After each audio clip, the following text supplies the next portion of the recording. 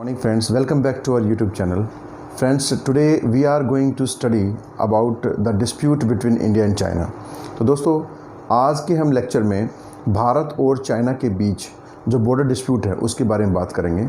और भारत चाइना के बीच में डिस्प्यूट को समझने से पहले हमें उन एरियाज़ को पहले डिमार्केट करना पड़ेगा जहां चाइना और इंडिया दोनों ही क्लेम करते हैं। तो आइए सबसे पहले डिमार्केट करते हैं उन एरियाज़ को जहां पर चाइना हमारे एरिया में क्लेम करता है और इंडिया भी उन चीज़ों को क्लेम करता है। देखिए, चाइना पहले जब सोवन कंट्री था 1949 से पहले, जब चाइना में peoples of republican of China जब कम्युनिस्ट पार्टी का रूल आया, उससे पहले चाइना में ये तिब्बत का क्षेत्र शामिल नहीं था। देखिए 1949 से पहले ये वाला जो एरिया है ये पहले तिब्बत हुआ करता था। ये पूरा एरिया पहले तिब्बत हुआ करता था और ये एरिया 1950 के बाद 50-51 में चाइना ने कैप्चर किया। उससे पहले भारत और चाइना की सीमा जो है वो ट्रांजिशन जोन में नहीं थी। तो तिब्बत के साथ में हमारी सीमा जो थी वो ट्रांजिशन जोन में थी। इनको आर पार जो है व्यापार किया जाता था। लेकिन 1950 में चाइना ने जब तिब्बत को कैप्चर कर लिया तो उसके बाद से ये सीमा विवाद हमारे भारत और चाइना के बीच में जो है अस्तित्व में आया। दरअसल चाइना बहुत सारे ऐसे रीजन हैं इंडिया में जिनको क्लेम करता है कि वो तिब्बत का पार्ट रहे हैं, साउथ तिब्बत का पार्ट है, और वो उनको वापस लेना चाहता है, क्लेम करता है। जबकि भारत जो है उन एरियाज़ को अपना एरिया बताता है। तो वो कौन से ऐसे पॉइंट हैं? तो देखिए फ्रेंड्स, एक तो हमारा विवादित क्षेत्र जो है वो ये अक्साई चीन है। ये जो एरिया है, ये यहाँ तक का जो एरिया है इसे कहा जाता है अक्साई चीन, जो कि 1962 की बैटल के बाद चाइना ने इसको कैप्चर कर लिया। तो इसके बारे में बात करेंगे। तो एक तो ये डिस्प्यूटेड रीजन है अक्साई चीन। अक्साई चीन में अभी 15 जून को जो भारत के सिपाहियों और चाइनीज़ सोल्जर्स के बीच में जो कन्फ्रंटेशन हुआ है, हम उसके बारे में बात करेंगे। तो यहाँ गलवान घाटी, तो हम इस गलवान घाटी के बारे में बात करेंगे जो फ़िलहाल भारत और चाइना के बीच में डिस्प्यूट का रीजन है। इसके बाद यहाँ पर हम पढ़ेंगे पेंगोंग लेक। यहाँ पर एक पेंगोंग लेक है, यानी एक झील है, पेंगोंग नाम है उसका। तो ये पेंगोंग लेक, गलवान घाटी, अक्साई चीन का ये एरिया, ये डिस्प्यूटेड रीजन है भारत और चाइना के बीच में। इसके अलावा ये जो एरिया है, ये जो हिमाचल और उत्तराखंड का जो ये एरिया है, इसे कहा जाता है मिडल सेक्टर। LAC का मिडल सेक्टर है। तो ये वेस्टर्न सेक्टर है, ये मिडल सेक्टर है, और ये इधर जो ये वाला जो हमारा अरुणाचल प्रदेश का एरिया है इसे कहा जाता है ईस्टर्न LAC।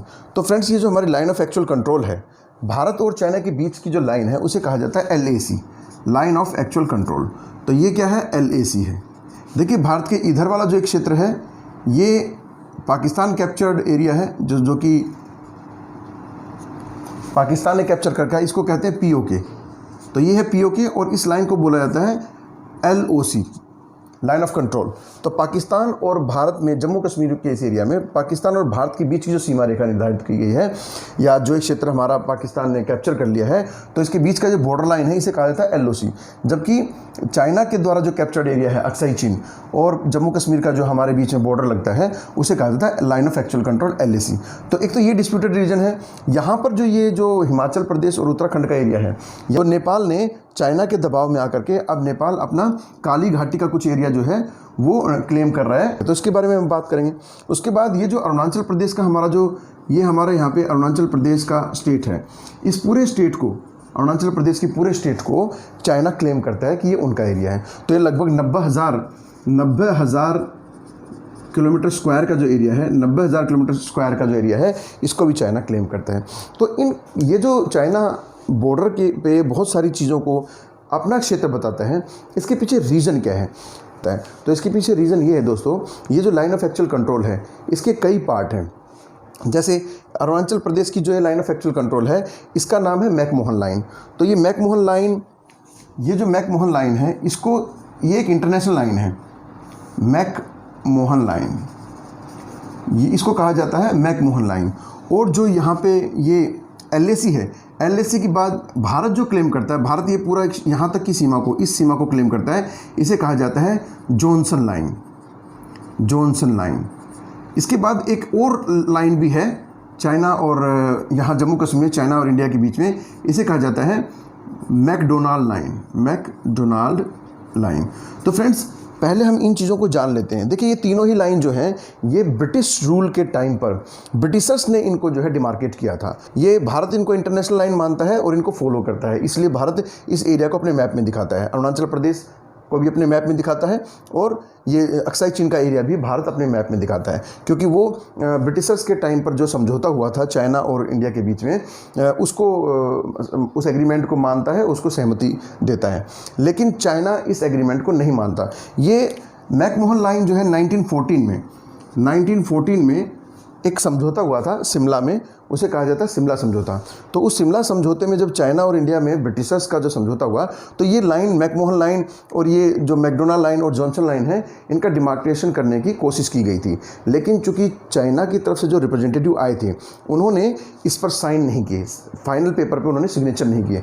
तो सिग्नेचर ना होने के कारण ये जो एक ट्राई जंक्शन एरिया जो था, पहले ये जो तिब्बत एरिया था उस समय चाइना से इंडिपेंडेंट था, तो ये एक इंडिपेंडेंट किंगडम हुआ करती थी। तो ये जो शिमला समझौता हुआ था वो चाइना, तिब्बत और इंडिया के बीच में हुआ था। लेकिन अब आज़ाद होने के बाद 1949 में चाइना में कम्युनिस्ट पार्टी आने के बाद में इस पूरे तिब्बत के एरिया को भी चाइना ने कैप्चर कर लिया। और तिब्बत के कंप्लीट एरिया को कैप्चर करने के बाद में जो समझौता तिब्बत ने भारत के साथ में किया था उसको चाइना नहीं मानता। तो इसका ये एक बहुत बड़ा कारण है जो LAC को लेकर के चाइना और इंडिया के बीच में डिस्प्यूट है। इसके लिए हमें थोड़ा पीछे इतिहास में जाना होगा इस पूरी चीज़ को समझने के लिए। देखिए दोस्तों, अंग्रेज़ों के टाइम पर जब ये 19वीं सेंचुरी के टाइम की बात है, ये पूरा जो जम्मू कश्मीर था, ये जो पूरा जम्मू कश्मीर था, यहाँ पर सिख डायनेस्टी का रूल हुआ करता था। और सिख डायनेस्टी के जो लास्ट राजा थे, राजा रणजीत सिंह की डेथ 1839 में हो गई थी। जब राजा रणजीत सिंह की यहाँ पे डेथ हो गई, तो यहाँ पर ये जो किंगडम थी, ये पूरी जम्मू कश्मीर जो किंगडम थी, वो डोगरा डायनेस्टी के राजा गुलाब सिंह के हाथ में चली गई। देखिए ये जो राजा गुलाब सिंह थे, ये दो भाई थे, ध्यान सिंह और गुलाब सिंह, और ये किशन सिंह के बेटे थे। तो ये किशन सिंह जो थे, इनको डिफीट करके राजा रणजीत सिंह ने पूरे जम्मू कश्मीर को कैप्चर कर लिया था। लेकिन जैसे ही राजा रणजीत सिंह की डेथ हुई, उसके बाद अंग्रेज़ों की सहायता से गुलाब सिंह ने पूरे जम्मू कश्मीर को दोबारा कैप्चर कर लिया और डोगरा जो किंगडम थी उसके हाथ में पूरा जम्मू कश्मीर आ गया। तो ये पूरी डोगरा डायनेस्टी जो है 1947 तक, जब भारत आज़ाद हुआ तब तक डोगरा डायनेस्टी यहाँ पे रूल करती रहेगी। और उस समय के तत्कालीन जो राजा थे, राजा हरी सिंह, उन्होंने जब पाकिस्तान ने उनको 1947 में अटैक किया तो उन्होंने भारत से मदद मांगी और उन्होंने इंस्ट्रूमेंट ऑफ एक्सेशन पे साइन किया 1947 में। जब पाकिस्तान ने जम्मू कश्मीर पर अटैक किया तो राजा हरी सिंह ने यहाँ उस समय के तत्कालीन जो गवर्नर जनरल थे लॉर्ड माउंटबेटन, उनसे हेल्प मांगी और उसके बदले में राजा हरी सिंह ने इंस्ट्रूमेंट ऑफ एक्सेशन पे सिग्नेचर किए और उसके बाद से जम्मू कश्मीर भारत का अभिन्न अंग हो गया।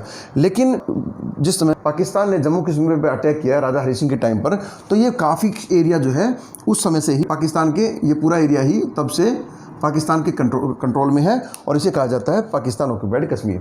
और ये जो लाइन है ये कहलाती है LOC। तो देखो ये एरिया तो 1947 में पाकिस्तान ने कैप्चर कर लिया राजा हरी सिंह के टाइम पर। जब तक भारत की सेना यहाँ पे गई तब तक इतना एरिया वो कैप्चर कर चुके थे। ये इंटरनेशनल कोर्ट में ये मामला चल रहा है और जैसे ही इसका समाधान होगा ये एरिया पूरा भारत को मिल जाएगा। इंटरनेशनल कोर्ट के अंदर ये मामला विचाराधीन है। ठीक उसी प्रकार चाइना, तो ये जम्मू कश्मीर का जो डोगरा डायनेस्टी थी, आज़ादी के बाद राजा हरी सिंह ने इसको भारत में शामिल कर दिया, लेकिन पाकिस्तान ने इसका काफ़ी एरिया कैप्चर कर लिया। अब क्या हुआ, अब हम बात करते हैं, आज हमारा जो पूरा फोकस रहना है वो चाइना और इंडिया के रिलेशंस को लेकर के है। तो देखिए क्या हुआ, जब तक चाइना भारत के बॉर्डर से इसकी सीमाएं नहीं लगती थी तब तक कोई प्रॉब्लम नहीं थी। लेकिन 1949-50s में क्या हुआ, ये जो ऊपर का एरिया, ये जो ऊपर का एरिया है इसका नाम है जिनजियांग। इसे सिंचियांग भी बोलते हैं, सिंचियांग इसको हिंदी में बोलते हैं। तो ये जो जिनजियांग का एरिया है ये पहले चाइना के कंट्रोल में नहीं था। 1878 में चाइना की किंगडम ने यहाँ पे अटैक किया और इस जिनजियांग को चाइना में इंक्लूड कर दिया, यानी अपना टेरिटोरियल एक्सपेंशन कर लिया, यानी अपना विस्तार कर लिया यहाँ तक, और जिनजियांग को चाइना में मिला लिया। उसके बाद 1950-51 में मैंने आपको बताया ना, ये पूरा एरिया पहले तिब्बत था, और के पॉलिटिकल हेड जो है दलाई लामा होते थे। ठीक है, तो अभी देखिए ये जो एरिया है यहाँ से पूरा, ये यहाँ तक का जो पूरा एरिया है, ये पूरा एरिया पहले तिब्बत हुआ करता था। अब 1950-51 में चाइना ने इसको कैप्चर कर लिया, तो जिनजियांग को कैप्चर कर लिया और तिब्बत को भी कैप्चर कर लिया। अब डिस्प्यूट कहाँ पे क्रिएट हुआ कि भारत से बिना पूछे, भारत से बिना सलाह किए चाइना ने यहाँ से जिनजियांग डिस्ट्रिक्ट को जोड़ने, तिब्बत से जोड़ने के लिए एक हाईवे बना दिया। ये हाईवे उन्होंने बनाया 1959 में। तो 1959 में सिंजियांग डिस्ट्रिक्ट को तिब्बत से जोड़ने के लिए चाइना ने एक हाईवे बना दिया, जिसमें उसने भारत से कोई भी सलाह मशवरा नहीं किया। देखिए, भारत और चाइना के बीच में 1954 में एक समझौता हुआ था, उसे कहा जाता है पंचशील एग्रीमेंट। पंचशील एग्रीमेंट। तो ये जो पंचशील एग्रीमेंट हुआ है, इसमें चाइना और इंडिया ने दोनों ने 5 चीज़ों पर एग्रीमेंट किया था कि हम एक दूसरे की सीमा पे अटैक नहीं करेंगे, एक दूसरे से ट्रेड करेंगे और एक दूसरे प्रॉफिट के लिए काम करेंगे, एक दूसरे की सॉवरेनिटी को नुकसान नहीं पहुंचाएंगे। ऐसे 5 जो है ना मुद्दों पर इंडिया और चाइना के बीच में 1954 में एग्रीमेंट हुआ था। तो देखिए, ये सिंजियांग से और तिब्बत को जोड़ने वाला जब ये लिंक रोड चाइना ने बना दिया, तो भारत और चाइना के बीच में डिस्प्यूट यहाँ से स्टार्ट हुआ। उसके बाद 1962 में भारत और चाइना के बीच में लड़ाई हुई, और जिस समय ये लड़ाई हुई उस समय भारत बुरी तरीके से हार गया, क्योंकि भारत बिल्कुल तैयार नहीं था। भारत चाइना को अपना भाई समझता था और हिंदी चीनी भाई भाई के नारे लगाए जाते थे। पंचशील समझौते के बाद भारत चीनी भाई भाई के नारे लगाए जाते थे, और पंडित जवाहरलाल नेहरू उस समय के चाइना के मौजूदा माओ जेडोंग, जो यहाँ के प्रीमियर थे, उनका नाम था माओ जेडोंग, और यहाँ के यहाँ के प्रीमियर थे। Premier means head of the, Mao Zedong जो थे हेड थे कम्युनिस्ट पार्टी के, और यहाँ के प्राइम मिनिस्टर थे वो चाओ उनलाई। तो ये जो 2 व्यक्ति थे, ये बड़े ही इंपॉर्टेंट व्यक्ति हैं, क्योंकि इन्होंने बहुत लंबे अरसे तक जो है चाइना में जो सिविल वार हुआ, तो ये माओ जेडोंग की पार्टी जीत जाती है और कम्युनिस्ट पार्टी एस्टेब्लिश हो जाती है चाइना में 1949 में। तो माओ जेडोंग ने और चाओ उनलाई की विस्तारवादी नीतियों के कारण ही भारत और पड़ोसी सभी देशों के साथ में चाइना के अच्छे रिलेशंस नहीं हैं। चाइना के ताइवान के साथ में भी इसी तरह जो है बॉर्डर लाइन डिस्प्यूट चल रहे हैं, इंडिया के साथ में भी है, नेपाल, भूटान। तो ये सभी देशों में, अपने पड़ोसी देशों में इस तरह के सीमा विवाद चाइना के चल रहे हैं।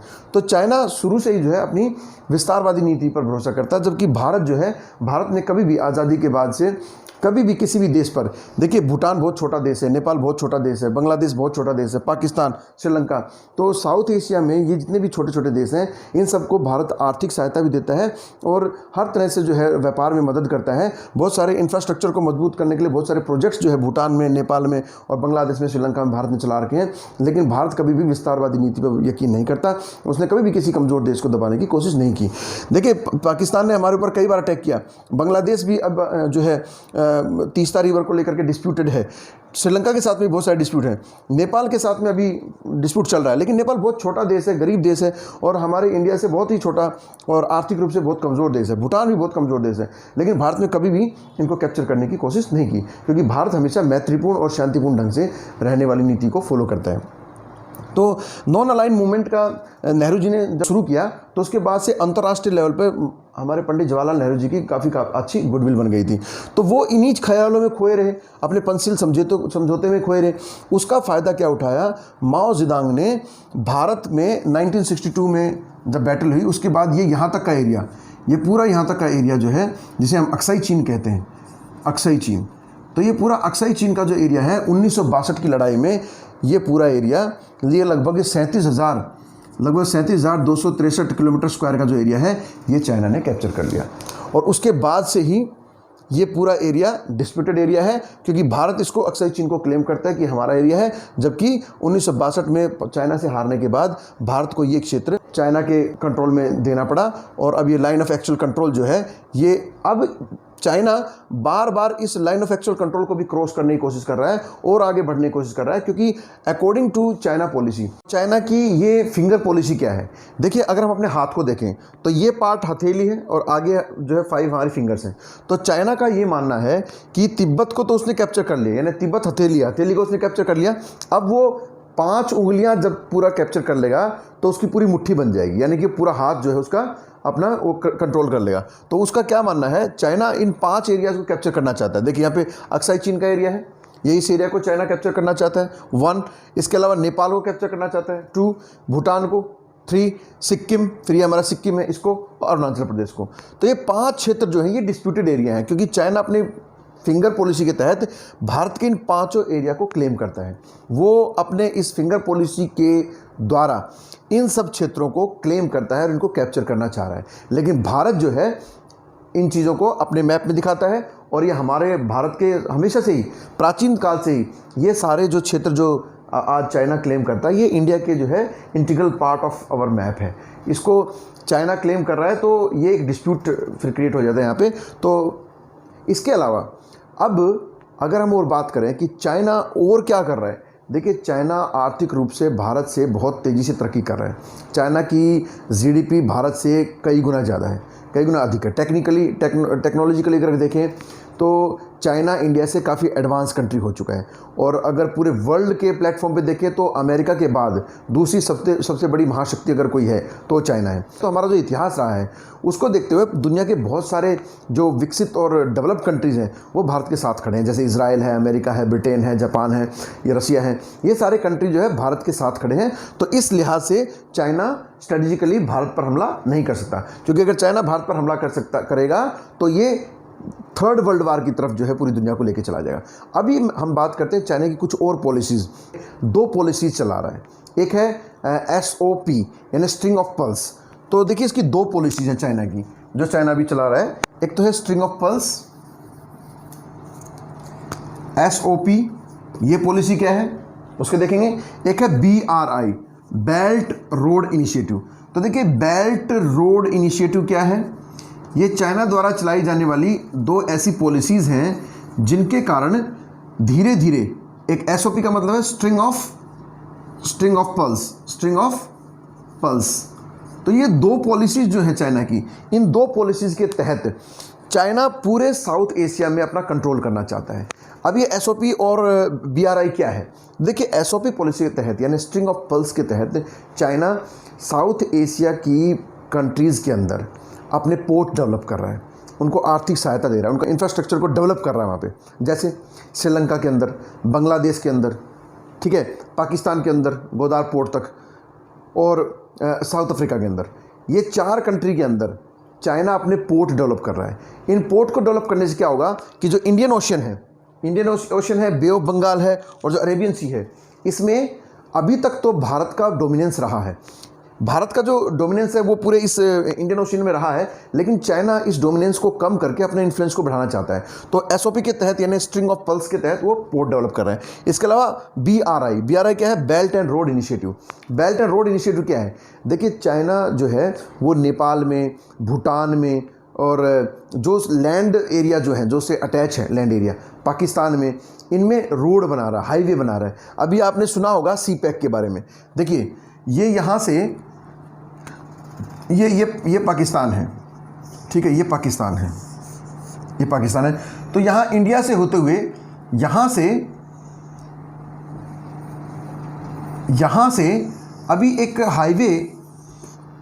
एक जो है हाईवे बनाया है जिसको CPEC कहते हैं, चाइना यानी कि चाइना पाकिस्तान इकोनॉमिक कॉरिडोर। तो ये जो चाइना पाकिस्तान इकोनॉमिक कॉरिडोर जो बनाया गया है वो भारत के इस POK, ये पाकिस्तान ऑक्यूपाइड जो कश्मीर है, इससे होते हुए पास होके जाता है, जो कि इंडिया के लिए बहुत ही डेंजरस है। क्योंकि स्ट्रेटजिकल लिहाज से अगर देखें तो ये सामरिक दृष्टि से अगर देखें तो ये रोड अब प्रिपेयर हो चुका है। इसके अलावा ये वाला रोड मैंने आपको बताया था कि 1959 में सिंजियांग डिस्ट्रिक्ट को तिब्बत से जोड़ने वाला ये रोड जो है अक्साई चीन से चाइना पहले ही बना चुका है।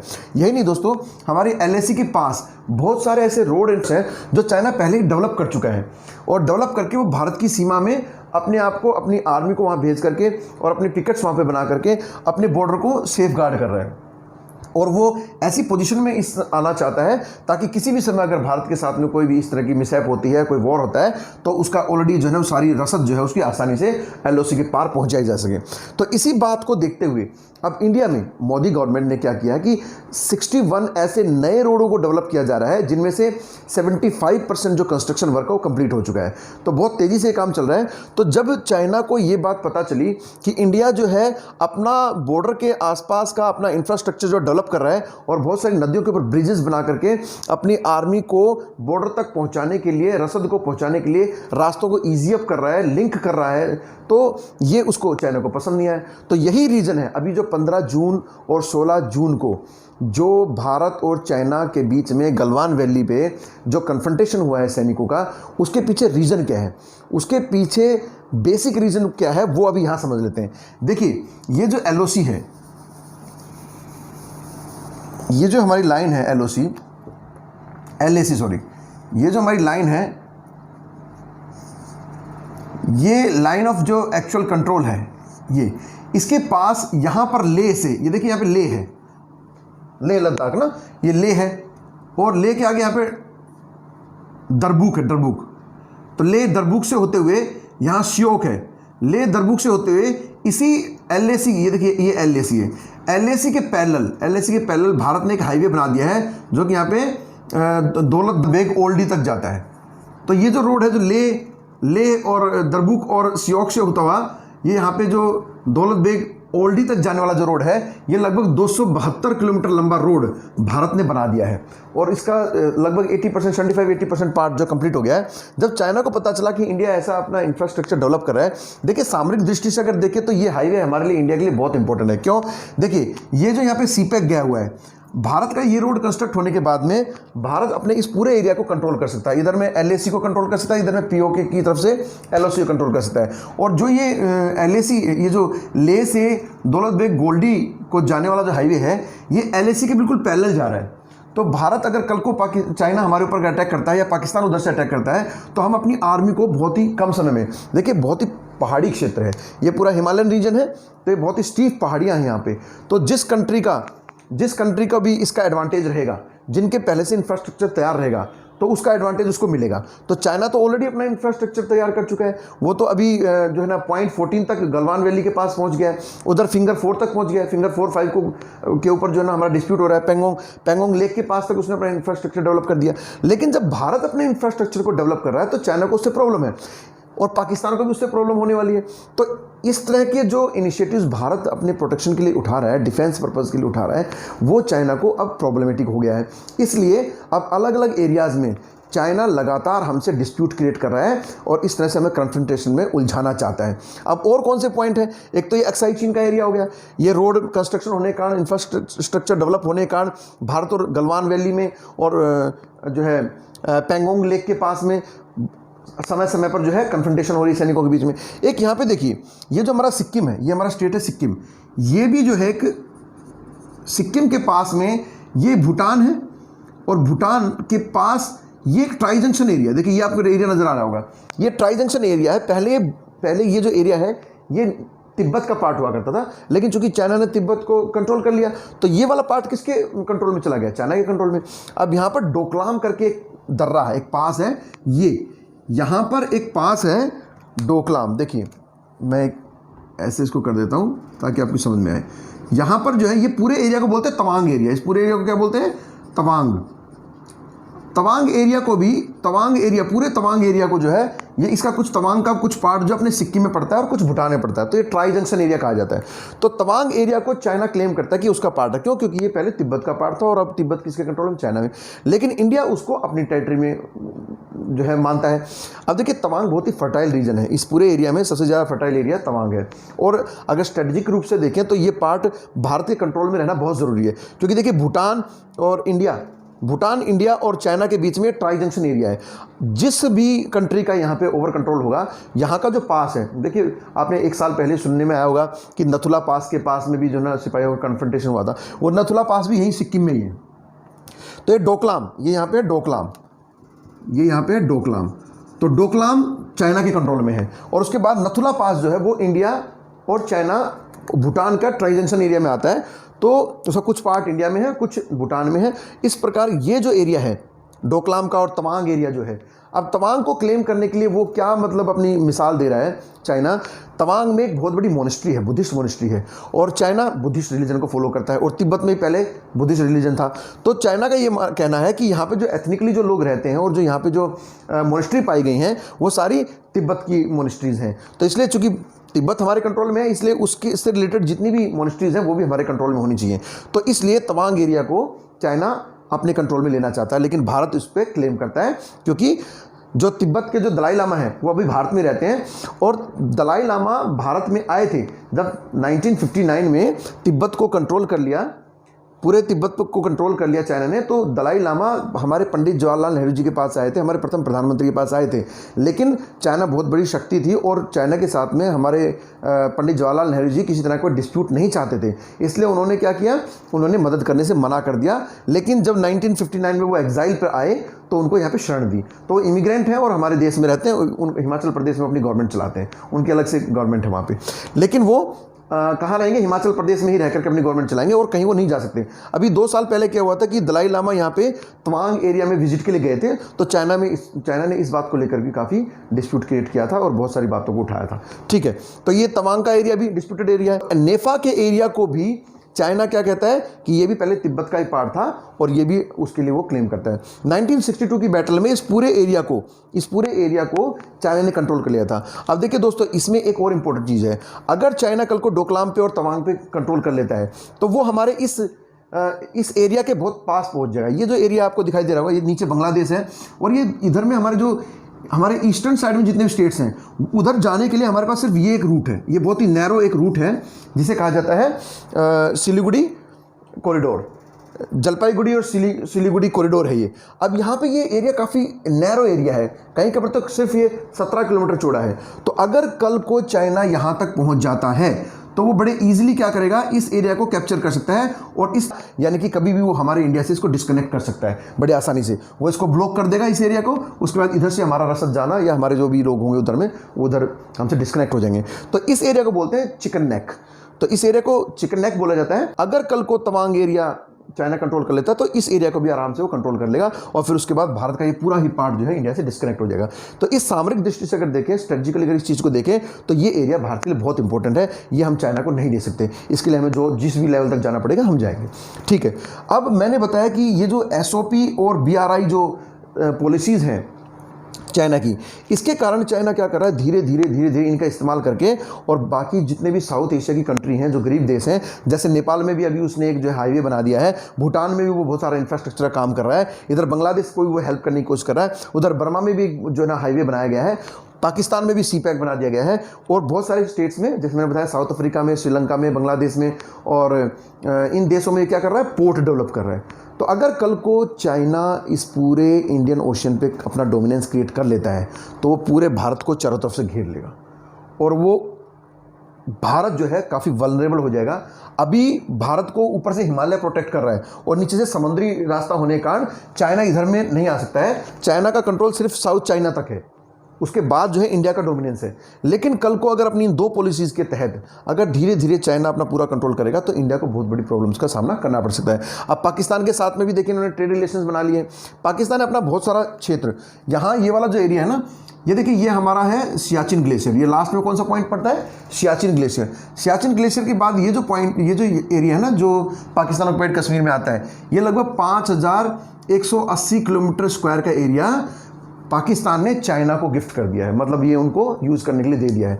तो ये जो एरिया उन्होंने दिया है ये इंडिया को गवारा नहीं है। तो पाकिस्तान, चाइना जो भारत के साथ कर रहे हैं वो हमें उकसाने का काम कर रहे हैं, ट्रिगर करना चाहते हैं और किसी भी तरीके से वो चाहते हैं कि इंडिया अपनी तरफ से अटैक करे, क्योंकि इंडिया अगर अटैक करता है तो चाइना ऑलरेडी रेडी बैठा है, उसने अपना इंफ्रास्ट्रक्चर पूरा तैयार कर लिया है, अपना आर्मी रेडी कर रखी है उसने। उधर से पाकिस्तान भी 2 साइड से हमें घेरना चाहता है।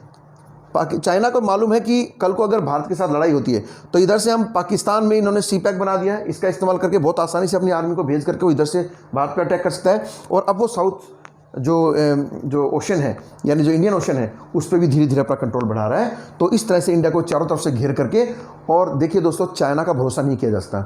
1954 के हमारे पंचशील समझौते में हिंदी चीनी भाई भाई के नारे लगाए गए।